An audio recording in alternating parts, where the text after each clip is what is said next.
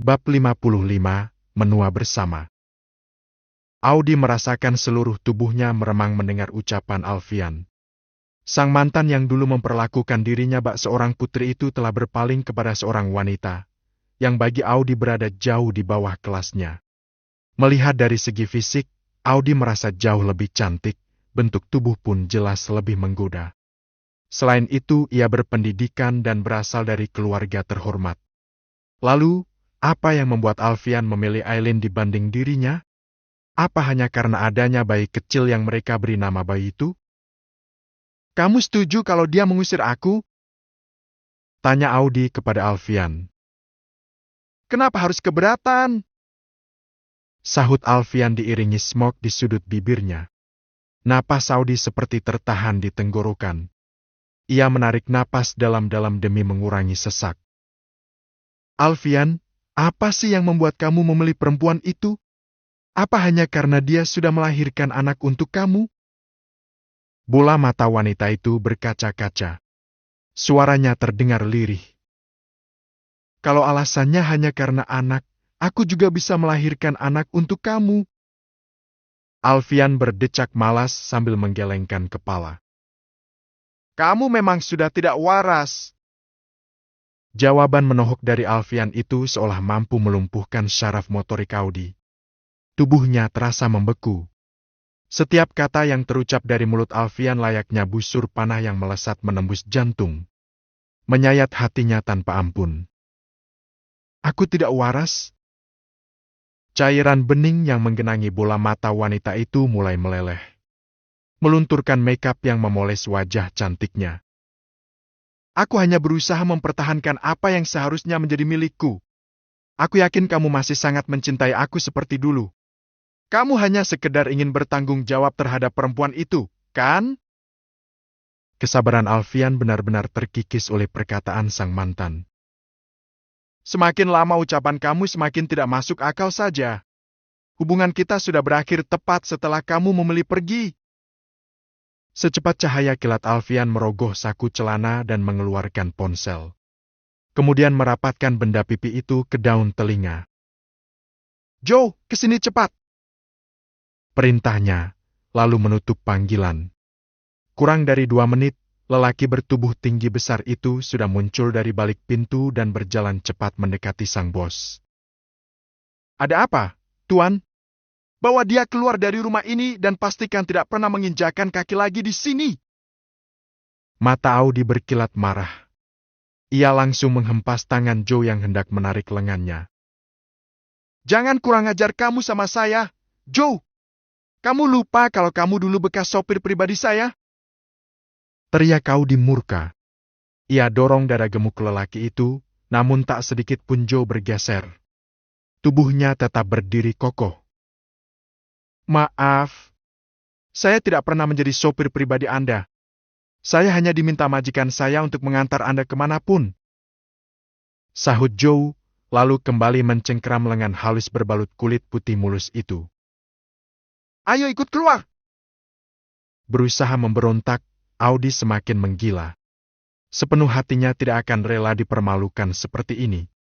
Diusir oleh keluarga Darmawan tepat di hadapan Aileen. Wanita murahan yang sudah mengambil tempat yang seharusnya menjadi miliknya, yaitu menjadi Nyonya Alfian Darmawan.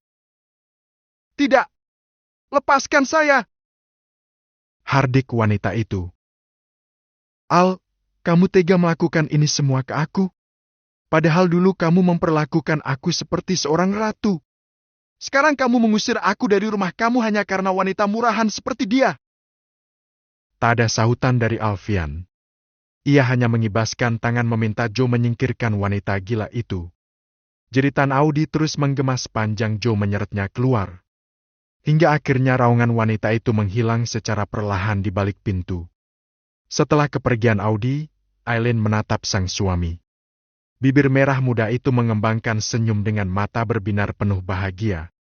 Seumur hidup, belum pernah ada satu orang pun yang membela atau melindunginya seperti yang dilakukan Alfian untuknya.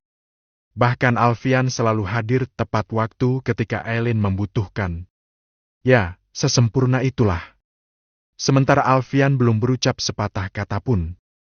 Melihat keberanian Aileen membungkam Audi membuat hatinya senang. Tetapi, istrinya yang nakal ini harus diberi sedikit pelajaran karena sudah membuat khawatir dengan meninggalkan rumah tanpa izin. "Sedang apa kamu di sini?" sinis Alfian. "Ayo kita pulang sekarang." Suasana tegang seketika mewarnai ruangan itu. Baik Mama Feni maupun Oma Titin terdiam. Begitupun dengan Aileen. Datang ke rumah di mana ia pernah dikeroyok dengan hinaan pasti membuat Alfian kesal. "Alfian, ini bukan salah Aileen. Mama yang minta dia ke sini," ucap Mama Feni. Namun, Alfian tak menyahut. Sadar akan suasana hati sang suami, Aileen menggandeng lengannya. Membawa lelaki itu ke sudut lain rumah itu agar bisa leluasa berbicara berdua. "Jangan pulang dulu. Oma masih mau menghabiskan waktu dengan Boy," bujuk Aileen. "Aku tidak mau kamu dihina lagi oleh Oma atau siapapun. Oma tidak menghina aku. Justru Oma yang minta aku datang ke sini bersama Boy. Oma juga sudah minta maaf tadi. Dan kamu memaafkannya dengan mudah." Aileen menundukkan kepala. Ragu-ragu ia mengangguk. "Kasihan Oma. Dia pasti sedih beberapa hari ini sampai jatuh sakit." Senyum di bibir Alfian akhirnya terlihat, meskipun sangat tipis. Istrinya itu memang memiliki hati yang lembut. Di titik ini Alfian merasa tidak salah menjatuhkan pilihan pada sosok Aileen Nadia Anjani. "Ngomong-ngomong, tahu dari mana kalau aku ada di sini? Padahal tadi aku sengaja diam-diam pergi dan minta Pak Jo untuk menyembunyikan ini. Apa Pak Jo atau seseorang memberitahu?" tanya Aileen. Sebab tadi ia yakin sudah memberi peringatan kepada semua orang yang bekerja di rumah untuk merahasiakan kepergiannya ke rumah itu. "Sama sekali tidak," jawab Alfian singkat. "Tidak mungkin. Apa suamiku ini cenayang yang bisa menebak kemana istri dan anaknya pergi?" Alfian menerbitkan smoke. "Aku bisa tahu meskipun tidak ada yang memberitahu. Makanya lain kali jangan kemanapun tanpa meminta izin dariku." Kalimat penuh penekanan itu membuat Aileen merinding. "Wah, Tuan Gurita ini memang luar biasa," rayu Aileen, berusaha mencairkan suasana. Ia merapatkan tubuhnya pada tubuh tegap itu. Memeluk dan menciumi pipi dan bibir. "Terima kasih, sayang." Tanpa diketahui Aileen, sejak kedatangan Oma dan Audi tempo hari, Alfian jadi lebih berhati-hati. Khawatir Oma atau Audi akan datang lagi untuk menyakiti istrinya. Karena itulah ia akan memeriksa rekaman CCTV di rumah setiap 2 jam sekali dan memantau apa saja yang sedang dilakukan Aileen. Pagi ini ia mendapati rekaman CCTV di mana Aileen keluar dari rumah dengan membawa bayi tanpa meminta izinnya. Beruntung Alfian juga memasang GPS di ponsel dan mobil, sehingga ia selalu dapat memantau keberadaan sang istri. Dan, tentu saja kedatangan Aileen ke rumah utama keluarga Darmawan membuatnya khawatir sehingga langsung menyusul. Malam harinya, Aileen memasuki sebuah kamar setelah menidurkan baby boy. Malam ini Mama Feni dan Uma memintanya menginap di rumah itu. Sekarang Mama dan Uma sedang bersama baby boy di kamar Uma. Sementara Aileen dipaksa kembali ke kamar Alfian. "Tertangkap!"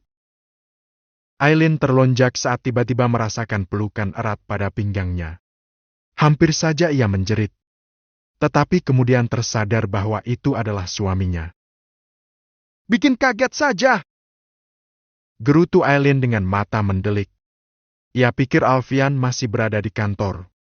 Sebab siang tadi selepas makan siang, ia kembali ke kantor untuk menyelesaikan pekerjaan penting. "Pulang jam berapa tadi?"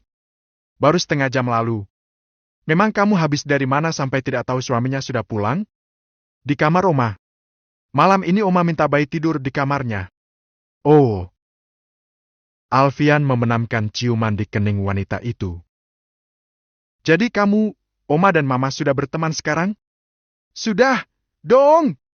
Oma memberi aku kalung legendaris pemberian Opa," ucapnya sambil memamerkan kalung yang melingkar di lehernya. "Wah, beruntung sekali murid Nona Parkini," desis Alfian. Kalau begitu sekarang waktunya bagi murid Nona Park ini untuk menerima hukuman. Hukuman apa? Hukuman karena tadi pagi pergi dari rumah tanpa meminta izin. Kelopak mata Aileen terbuka semakin lebar. Ya ampun, aku pikir masalah itu sudah selesai tadi siang. Kamu pendendam sekali, ya? Aku memang seperti itu. Baru saja Aileen membuka mulut untuk mengucapkan sesuatu, Alfian sudah menariknya ke tempat tidur, sehingga keduanya terhempas dengan posisi Aileen berada di bawah. Seperti biasa, Alfian selalu mendominasi. Ia menjajah tubuh wanita itu sesuka hati. Ya ampun, Tuan Gurita ini maniak sekali.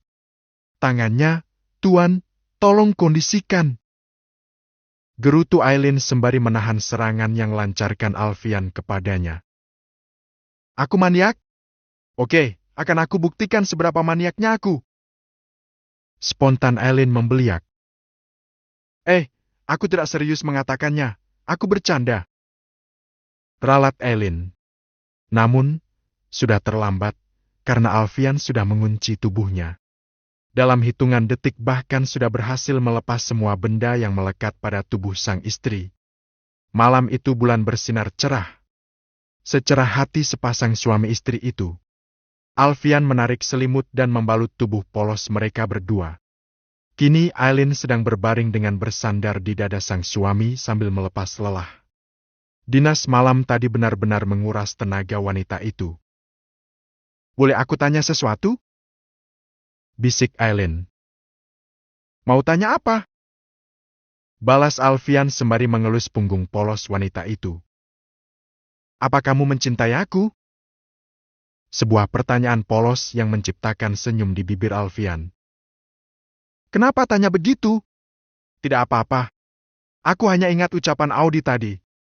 Katanya kamu pernah bilang mencintai dia. Tapi kenapa tidak pernah bilang cinta padaku? Alfian terkekeh. Sayang, semakin seseorang dewasa, dia akan semakin mengerti bahwa cinta itu tidak perlu diumbar. Aku milikmu dan itu sudah cukup.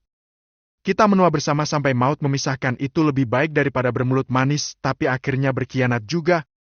Kamu mau yang mana? Atau apa aku harus buat tato di jidatku pakai nama kamu biar dipercaya?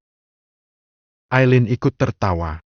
Alfian memang tidak pernah mengucapkan cinta, namun ia menunjukkannya dengan perbuatan.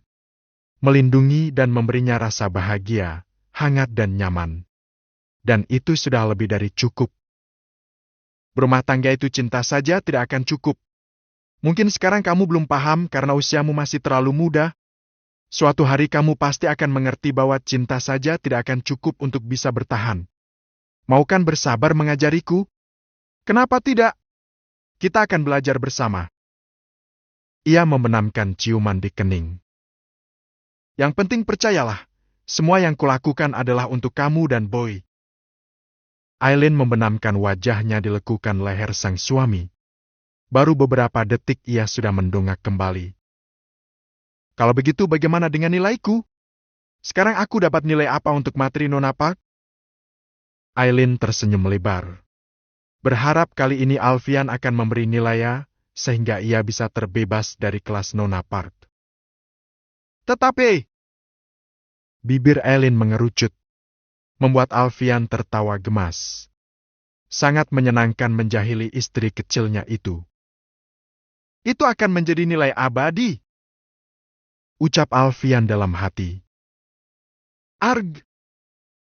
Jeritan Audi memenuhi sebuah kamar.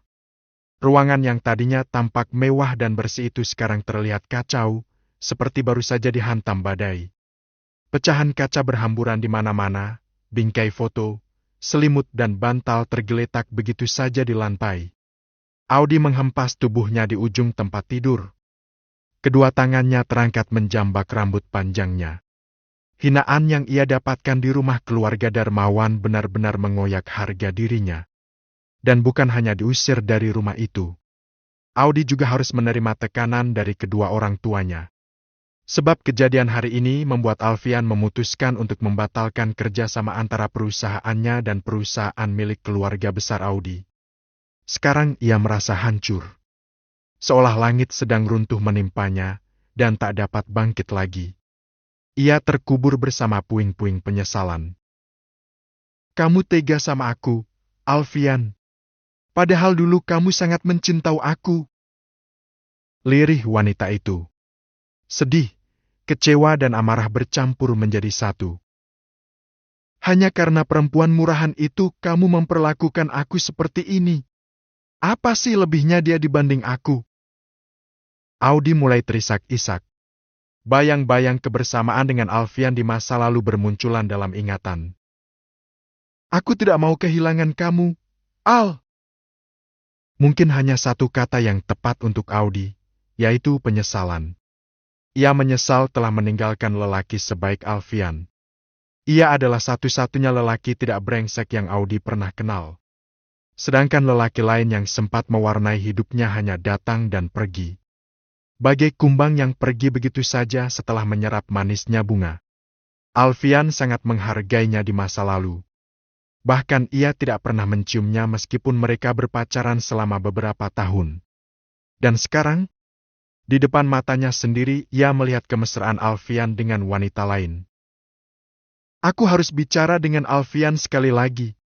Dia tidak mungkin mau dengan wanita seperti Aileen, kan? Menyeka air mata, Audi meraih ponsel di meja. Mencari nama kontak Alfian di sana dan berniat melakukan panggilan video. Dulu, Alfian tidak pernah tega melihatnya menangis. Kalau perlu ia akan mengancam bunuh diri untuk meluluhkan hati Alfian. Panggilan akhirnya terhubung.